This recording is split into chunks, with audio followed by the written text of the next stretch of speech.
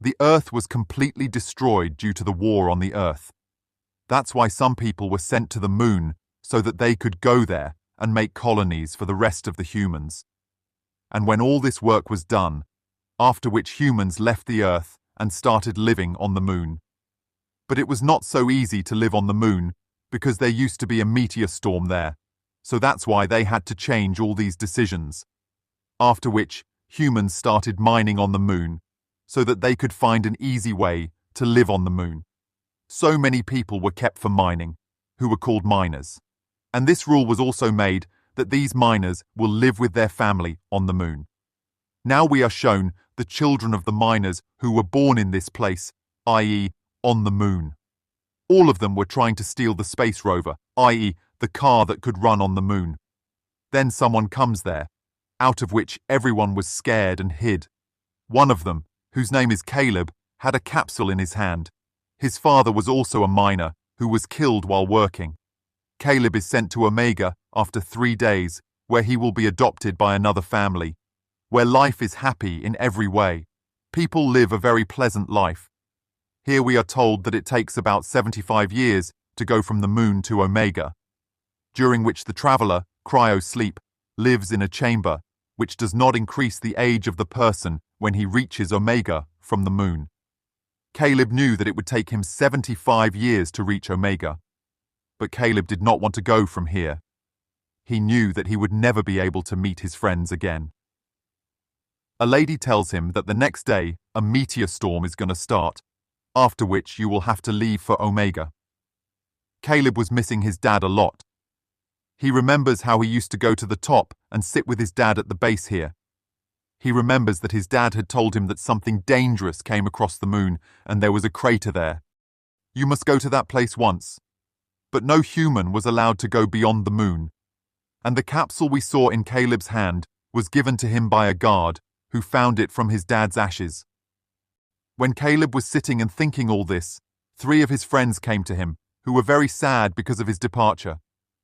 One of them, whose name is Dylan, knew the last wish of Caleb's dad, which was to go to the crater.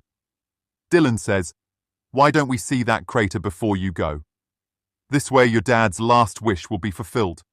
But all this was not so easy. The things they need to go there, they collect those things. Now they needed a code to get out of here. Dylan says that there is a girl here whose name is Addison. Addison had shifted from Earth to the moon a few days ago. She had no friends. She was the daughter of a scientist.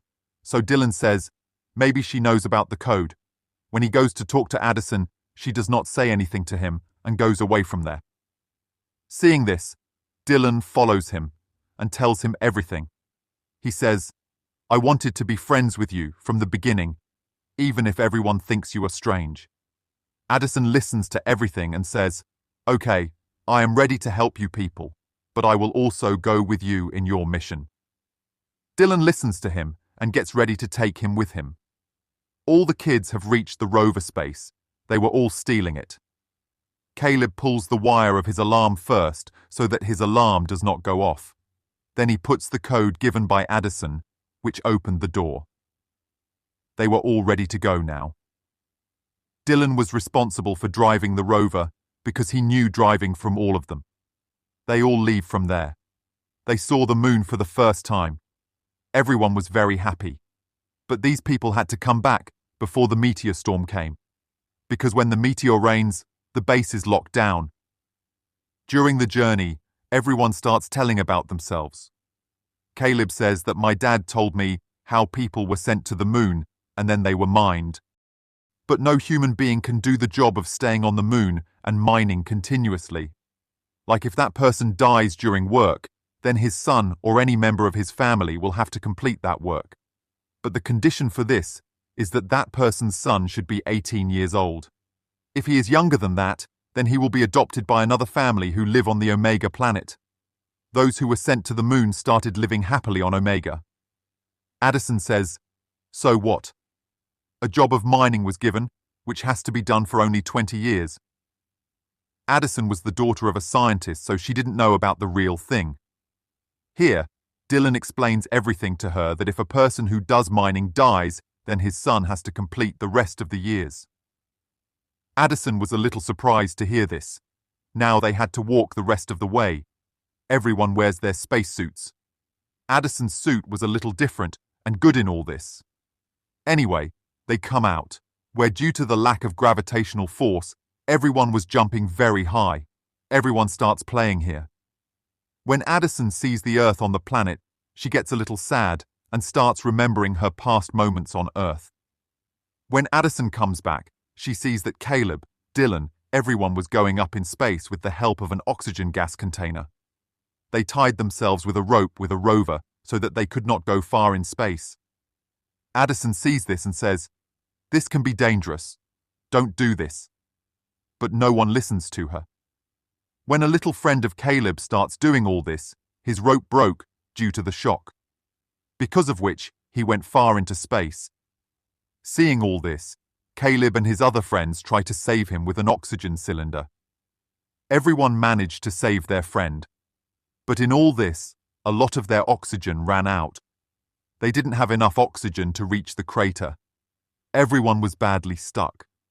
That's when Caleb remembers that one of his friends told him that there is an outpost somewhere here. What if they go there and get oxygen? Hearing this, Caleb's friend says that I will not go there because my brother told me that ghosts live there. Hearing this, Dylan starts making fun of him, and that's when they had a fight. Seeing this, Caleb shouts loudly and says, "Do you want to fight me and destroy all the time you have left to live?" Hearing this, the two became friends again. Anyway, they reach that outpost where it was very dark. There they see shadows of humans. Seeing this, everyone was scared. When they turn on the lights, they find that they are not humans, but puppets. And this is not an outpost, but a model of such a house that if humans were alive, they would live in such houses. Anyway, they get some food and oxygen there. It was also night, so everyone decides to spend the night. Dylan tells Edison about himself that my dad left me alone. Edison also tells about himself that my mom and dad got divorced. After that, my mom took my brother and went to Omega Planet. I feel very lonely. Everyone was asleep, but Caleb and Edison were still awake. Caleb starts talking to Edison. He says that after my dad's death, my friend Dylan supported me. He is my everything. I will go to Omega. Dylan will be left alone. So after my death, always stay with him. Promise me, Edison. He also promised Caleb. In the morning, they start their journey again. But now their rover's battery was over. They also had a shortage of oxygen. So they had to reach the crater before the meteor storm.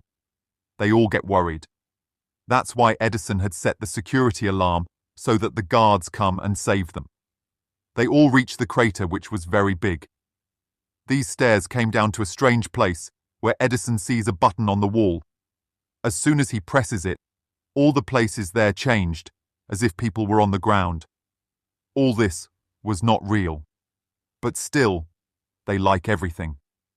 When Caleb picks up a stone here and looks at it, he finds his mom's ashes and her picture below it. Caleb had seen his mom for the first time. He also understands why his dad wanted him to come here.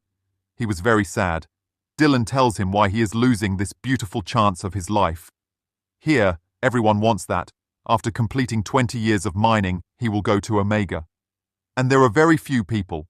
That's why your dad gave up his life. Here he finds out that his dad took his life on purpose so that Caleb could be sent to Omega. He could live a good life about which everyone knew. Dylan says, "Don't refuse to take your dad's gift.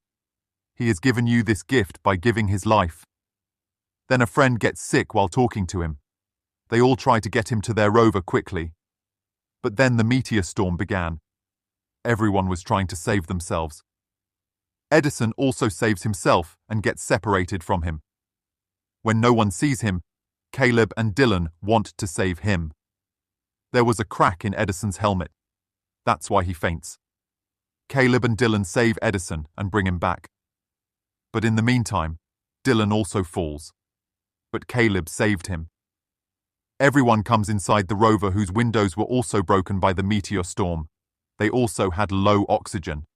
That's why they couldn't stay alive. Everyone sits in the same rover and waits for their death.